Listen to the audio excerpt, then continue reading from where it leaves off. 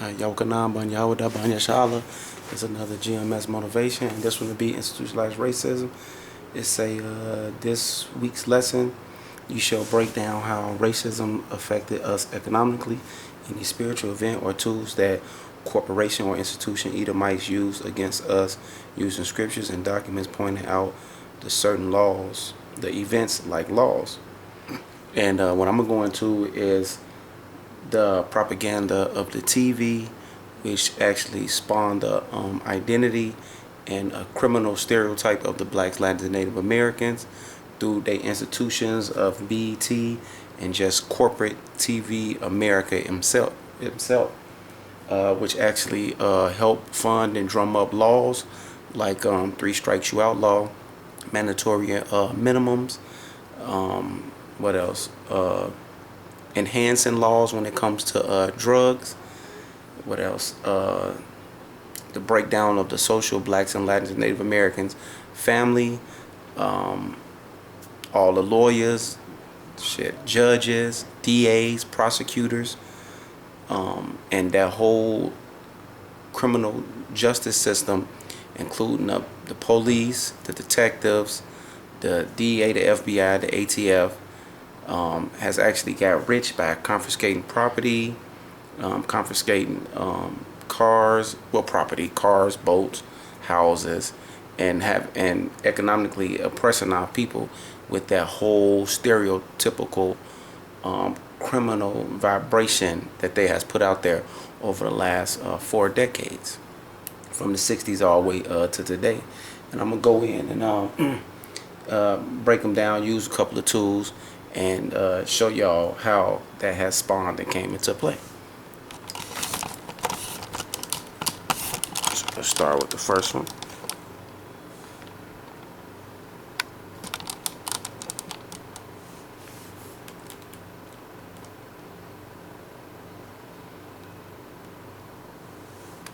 What network do you work for? BET. And what does that stand for? Black Entertainment. No!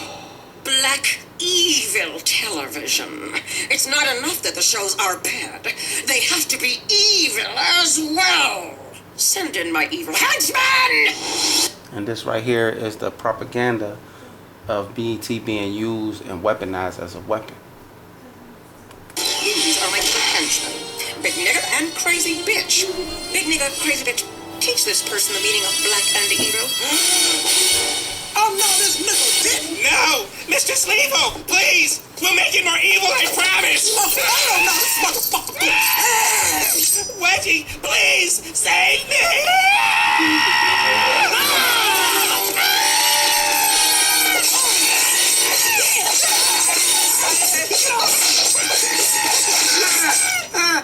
Wedgie Redland.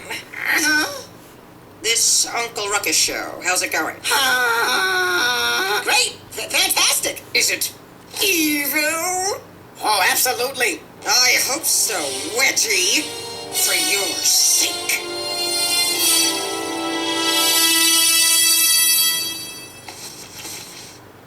Because if it's not evil, then you know what's going to happen. And by happen, I mean you'll be killed or at least very seriously injured. So, you know, just make sure it's evil. As you can see, that was by the Boondocks, which actually portraying what BET has been weaponized by the Zionist Jews and given to our people as a culture creation, predictive programming. And y'all have synced that out today. I don't have to give examples. You see the young thugs with the dresses on, the skinny jeans. You see people like T.I. and Waka Flocka and Gucci Man and Young Jeezy, and you know they got all these new characters, cartoon characters coming up. This goes back into the gangster rap with Snoop Dogg and them, and the smoking weed and the Hennessy and the blunts and the Tupacs with the All Eyes on Me and so forth. So this right here is a former MTV BET producer exposed to music and television industry. Shocking confessor. Cause see, this is what came out. I'm trying to see his name. He gonna say his own name. So let me play it.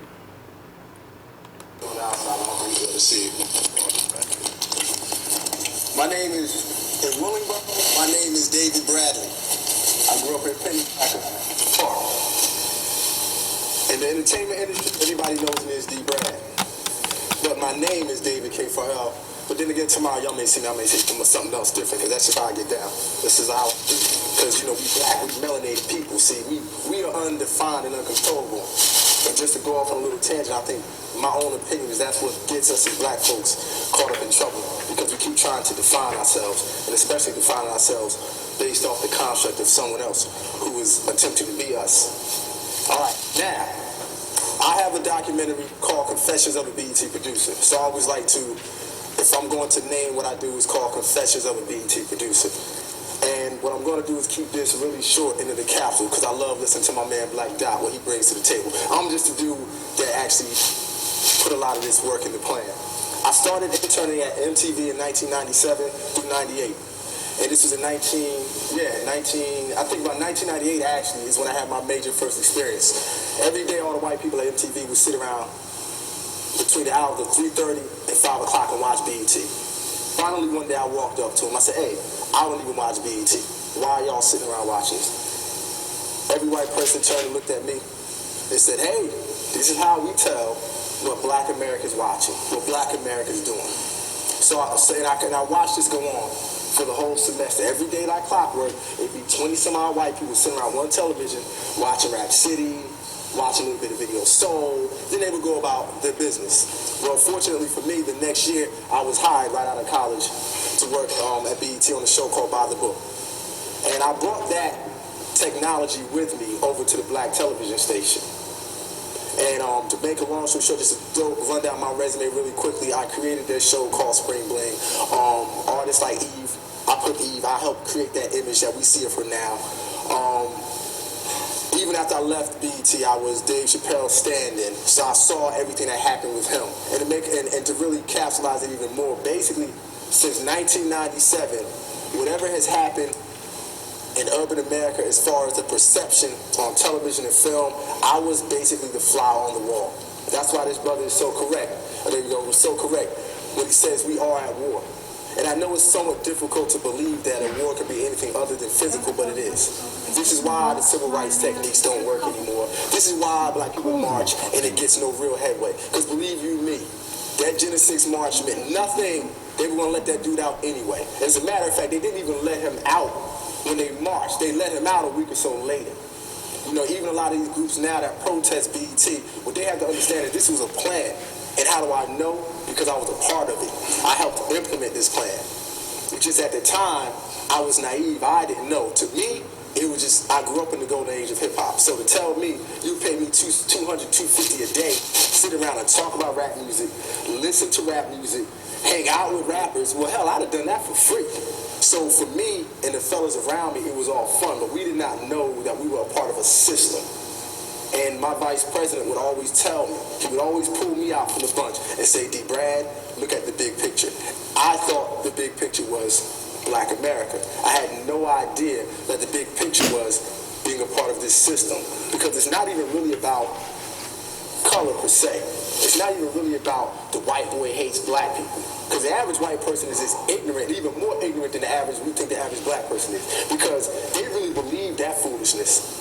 They don't have anything to show them that they're superior. So whereas black people that believe that decadence, sometimes we look out in the street, sometimes you have to ask yourself, do we really come from Egyptians with the way that black folks be acting? So I can understand that. But that's the one thing we need to understand, that this is more of a war on black people because of perception. This man has to write himself into world history. Like everything we do today, we read the Bibles, the Qurans, whatever we read that's religious text. If you have any common sense, you know that you're reading about black people. No one should have to tell you that. We're reading about black people. Well, this age is over. This life cycle is done. And when the new one starts, what has to happen is he has to write himself into the history of the world. And how he does it is visually. See, our parents, our ancestors wrote in walls and wrote in stone. The white boy uses film, television, DVDs, CDs. They don't use records anymore, none of that stuff. You understand? They use visual implementation of of a certain psyche. So when you wonder why you see so many young black gay males today, it's because it's literally sorcery that's done. And how do I know? Because I did it, but I did it from a different perspective. When I first put Eve on television, it took her out of the Rough Riders jersey and all the rough tomboyish attire. I made everyone think that she was talented. I made the viewing public think Eve was viable. But we all know Eve is not a great rapper. She's not a great actress. None of that. But somehow she became a star. Why? Because the people believed it, because I knew from what I was watching the white people do on MTV that people believe what they see on television. There's even a commercial on right now that they basically tell you the trickery that goes on. And my man is what's the film, Semi-Pro, Will Ferrell. Listen to his deodorant commercial and what he says. This is what is done in television and film. He tells you that something about 300 sweat glands or pores. He said, I don't know if that's the actual fact. But then 30 seconds later, he tells you, but use this deodorant and you'll close all the 300 pores, and that's a fact. You understand? And I've watched. A lot of black folks also don't want to believe that yes, there is a room of people that sit and conspire. And then once again, how do I know? Because I was sitting in the room half the time. And some of the stuff that I would hear these black folks say would be like, it would blow my mind. Yes, I have heard BET executives say that the BET audience is not that intelligent. Right in my face. Intelligent. Right in my face. One of the glaring examples I use is there's a brother named Cousin Jeff. He's the resident conscious black man on BET. He did a week-long series on the word nigga and how it was derogatory ABC. I happened to watch, and I cannot recall the brother's name, and I love giving him credit. It was a documentary called Africans in Asia. Do you know the brother's name? Eugene Adams. Eugene Adams. I think everybody black should watch Africans in Asia. I stepped to this brother. I'm like, yo, I'm like a born-again Christian. Yo, Jeff, I got the black people that really, niggas don't really mean ignorant, this, that, and the other. Jeff looked me up and down. He said, D-Brad, I know that. I said, well, dog, you just did a whole series about the word meaning ignorant. He said, yeah, but black America's not ready for that yet. You understand? What happens in television and film that we all rely on so much is that those in power know that if they attack our five senses, our five carnal senses, and which basically all lead to some form of physical pleasure. We get off work, we tired. So I'm going to turn on reality television. Which ain't reality because I worked on the #1 reality show in America for 2 straight years, and I know for a fact that there were plenty of times they said, okay, cut that. Now, when you come up this time, act like you didn't see the car. I've shot it. I've sat there and watched. So it's not even reality television. But they understand that majority of us, whether we like it or not, are lazy as hell. On a spiritual level. We think because we work 3 jobs that, I'm not lazy. But spiritually, psychologically, the masses are lazy. It ain't just a black thing. It's just that the reason why black America gets it is because we are the beginning and the end. So therefore, we are all that everything encompasses. So the majority of the decadence we see, we had to give the white boy permission to do it. Because they're not even from the studies that I've done, just being in such an infrastructure like BET, and I still work in the film and television industry, and I have actors that we see on TV every day that are my friends, and I'm in their homes, and I know that they ain't got no money. I've been over rappers' cribs that will go on MTV cribs talking crazy, and I've been in their house like, word, you living a little bit better than me, because it's all based off perception. Even going back to what the brother talked about with the homosexuality with the rap, here's the kicker. It's not that the rappers are gay. That's not it. That's a misconception. What it is, it's about control. See, that's what makes it, that's why you see so many buffoons nowadays in television and film, doing things that we know are like, wow, Jamie Foxx, you would say that? Wow, Jay-Z, you would actually sit there and do an anti-Semitic commercial? Because they're in a bind, because see, Jay-Z's not gay. I'll use him as an example. He's not gay. But once you reach a certain level within that weapon of mass destruction, you have to give something up. there's something that you're going to give up because you got to be down with that crew. Now, how do I know? Because it happened to me. That is why I'm standing here talking right now. I reached a certain level in that station. I was the only producer to ever come as a new kid and create a multi-million-dollar revenue generating show. I was the only producer in there that artists would come and be like, oh, I need D. Brad to do my show, or that actually helped create an image for artists. So it reached a certain point where now it's time for them to introduce me to the inner workings of this monster that's created. And that's why nowadays we see people caught up on secret societies, but it ain't no secret if everybody's talking about it. And everybody talks about the Skull and Bones, A, B, C, and D, because that's old news. You feel what I'm saying? What's happening is it was passed down to to everyone in the urban industry. So now you have a rapper who will get turned out by a high-ranking label exec because, well, what you gonna do? I mean, if I want to be a rapper and I walk in and the label exec tells me that this is what I need to do for him because, hey, he put my album on when I really wasn't that talented. But they pushed me because they saw that I was something that they could sell. So when you bring me in a room and there's my favorite rapper right there who's in the same room, so that must mean he must have committed the same gay act as I did. So at the end of the day, depending on where your level is within yourself, you're going to do it. And it's easy for those of us to sit back and say you wouldn't do it. But the majority of us, and I know it's going to be kind of harsh, but the majority of us will never fulfill our dreams. So we'll never be in a position to say what we would or would not do. You understand what I'm saying? We'd never be in that position. Because before I got there, I would say the same thing until I got there.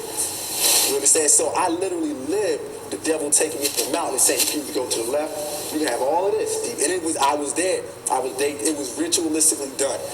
The vice president sent his right-hand man to me 3 straight weekends. They do everything in threes. 3 weekends in a row. Hey, D. Brad, let's go hang out. And every weekend, he kept beating me in the head. Get rid of this Rap City, man. You can do more than Rap City, D. Brad. You can do more than you. You need to come with us. Then the 3rd night, it was the vice president's birthday. They picked me up in a long white stretch limo. We go to Joe's Uptown, up in the Bronx in New York. We go to Joe, we hanging in VIP. Give me everything I want. Then every time we hung out, it was the same way. Then they bring me to the back room.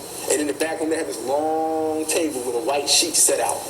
I mean, beautiful thing. Looked like the damn Last Supper. On one end is Derek Jeter. There's Stephon Marbury. There's Fat Joe. And I'm chilling. But the whole night, the vice president is on me like this. I'm trying to talk to the model chicks. He's like, nah, D. Brad, come on, sit right here. So then we party, but I'm not a drinker. So if I don't get unnecessary spirits inside of me, we get inside the limo. He drops his right-hand man off quickly. We're in the car, the man standing across looking at me like I owe him something now. And I know the look because when I was young, I had the same look for women that I took out. So I know the look, and I know the energy. And while he's doing that, he's sitting there with his legs spread open, rubbing his balls. Now, I'm in a situation where I'm like, no, what am I going to do? This is my vice president, this is my boss. But the problem is, I was just raised differently. You understand what I'm saying? I was brought up differently. So for me, I had to turn that away. But what the hell that I caught after that, this is why I don't come down on those who buffoon and sell out, because everybody ain't built for this war. Everybody's not built for that. I've been homeless. I've had my name destroyed. You understand? I've had to pop my head up when I've been dead ass broke. He ain't seen me for like a year because I wasn't coming home when I was broke like that. I was ashamed of myself. I went from being a man to nothing because I would not cross over. You feel what I'm saying? So that's what I want to get out the way in the beginning, because we come down hard on people. But if you've never been there, I went from making $100,000 a year with no kids to making nothing. You understand? To work at minimum wage jobs. So the reality of it all is tough. And we are in a psychological war. And that's what television is. That's the weapon of mass destruction. It's television. And everyone knows that. Why? Because where did we get the term weapon of mass destruction from? Television. So like my man said, really the reality of it is, I'm going to drop it at this because I love listening to Black Dot, so I'm being selfish, y'all. But the reality of it all is this. As a television producer who was Dave Chappelle's stand-in, which means I did his rehearsals season 1 and 2 of Chappelle's show, I saw what happened to Dave. Dave used to give me advice all the time. And one of the key things he told me was, no matter how much money they offer you, and he said they, as he pointed in my chest, he said, never forget who you are or where you come from. And he walked away from me. And I didn't get it at the time until the nigga left. And I said, oh. And him and Charlie Murphy would tell me the same things all the time. And then I got it. This is a war. And these cats are sorcerers. And we need to take it. I know the words magic and sorcery takes people to make you think that I'm talking about the Eastwick Chronicles or Harry Potter, but this is real. because it's affecting our babies. So when they see all these signs visually that say 75% of the new HIV cases in New York are blacks and Latinos, it gives them the impression that everybody black and Latino is HIV positive, had AIDS. And I tell people all the time, I'm 35, I ain't never been to an AIDS funeral. So right there, that statistic has to drop. And I don't even know nobody in the last 10 years that's been to an AIDS funeral in my personal life. So according to the statistics, we all should be dead. Should nobody be sitting here? You understand? I had a young sister trying to force me with this AIDS. I said, yo, you work for the cops. So let me ask you a question.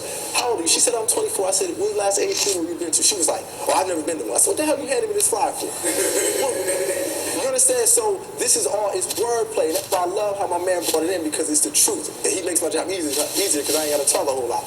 That this is sorcery. So the bottom line is, people gonna call you a hater. They're gonna say, oh, you always playing devil's advocate. But I would suggest that everything you see on television and you read and you hear on that radio, hate on it. And the purpose of knowing about Jay-Z and a lot of these rap artists and the secret societies is not really to obsess over it, because the magical way to dead all of that is to ignore it. It doesn't exist. Like I have a saying, to me, pigs, cops don't exist. Because when I see a pig, I see a person. I don't see a cop. And then that's if I even look at them. I've done crazy stuff in front of cops in New York and walk right on past and watch them get someone else, because they don't exist. So therefore, that's how you counteract the magic. You understand? And then one last point I want to make, that one of the biggest things black folks need to realize too, I think it's past the age to keep looking at the white boy. What's holding black people back is there's a small group of black people in America that have all the money, they have all the power. I don't mean that are rich, I'm talking about that are wealthy. There's a big difference. They have all the money and the power that control everything as far as when it hits the black community. And then Carla Boulay and brother Steve Coakley is where I got a lot of my research from, and as well as my brother Bobby Hemmett and daggone, I forget my man's name who wrote this, and say his name for me. There we go, my man too. Yeah, just stopping real quick. The Boulay Society is the lapdog for the elites whites. Understand, it ain't just, and now it's going, and it started, a lot of it started, I think it was May 1st, 1904, I think, was the first Sigma Pi Delta. What is it called? Psi, whatever, something. So all these Ivy League colleges Sigma, is whatever, in it. exactly. And That's their recruiting grounds. And I think W.E.B. Du Bois brought a lot on it when he had his talented 10th theory, because he was adamantly against what Marcus Garvey was talking about. When Marcus was like, let's get up out of here, And go back to Africa. talented 10 brung in that. So what happens is, in this day and age, Black we have intellectual. a kind of Boulay. Because even a lot of these Boulay members that were in control went to Ivy League schools. Well, I'm going to hit you with this. The CEO of BET and the vice president that I had my running both graduated from Brown University. So that said it all. When I found that, I said, well, damn, no wonder. You understand? And the Boulay ain't really just all about those people that have a lot of money, or that are the educated blacks. Like, in my humble opinion, I say someone like Frank Lucas. Now I'm looking in the camera. Like Frank Lucas, who they made this American gangster film, is Boulay. Why? Because there's a difference between Nicky Barnes and Frank Lucas. Nicky Barnes really actually sold drugs in the context of what the drug dealer would do. I go to the house in Miami and I meet with Pablo, or I'm on the corner in the back of some building. Meanwhile, Frank Lucas sat in a building with probably no windows with 3 white boys talking about what they were going to bring into this country. Big difference. And that is what hinders us a lot. So every time Bill Cosby gets up and says something negative about black folks, Boulay. Every time Oprah Winfrey says, oh, I'm opening up a school in South Africa, and these kids in Chicago are crazy, Boulay. You understand what I'm saying? With all of this stuff we need to look into. Politics as well. Barack Obama's damn related to Dick Cheney, which is crazy because I say to black people now, like, so what? Which is amazing to me. So I'm not really into politics, but I'm into WWE wrestling, which is pretty much the same thing. Batista, Undertaker, Clinton, Barack Obama, it's all the same thing. So the reality of it is that whatever's being given, hate on it. I encourage people in 2008 to hate everything. If I give hate on what I'm saying, hate, be selfish, be angry. People say, oh, don't be angry, don't be mad. Why? I encourage anger. I'm an angry guy sometimes. You understand? And I encourage that, because when you get angry, you're going to move on it. When you really get tired of having to go to work 9 to 5 every day, you're going to start to question things. When you really get tired of paying them taxes, you're going to start to be like, why am I paying these taxes? Because really, according to their constitution, all the people that got to pay taxes in this country is a state lawman, a congressman, all that, so it ain't with us. So when we get tired of it, and that's why I encourage people, get angry. I think anger is a wonderful thing. I wake up angry sometimes, but I feel great. And I ain't great. My skin ain't all messed up, so don't tell me that. Yeah, Khan, as you can see what he was going into, that's why they brought Christianity, plantation Christianity to you, for you to be happy and be subservient to your master. That's why they don't want you to be angry. That's why Christianity always come off as all be happy, prosperity, because when you get angry, you will start questioning, why am I going to work? I don't have no money. Why am I paying so many taxes? Why is there so many drugs in our community? Why every TV show I watch portray the same image of the black woman, the black man, the Latin woman, and the Latin man? You will ask yourself no questions. So I'm going to do this Daniel 7:25, and he shall speak great words against the Most High, which is these Edomites, and shall wear out the saints of the Most High. And they have wore out the saints, which is the blacks, Latins, and Native Americans, and think to change times and laws.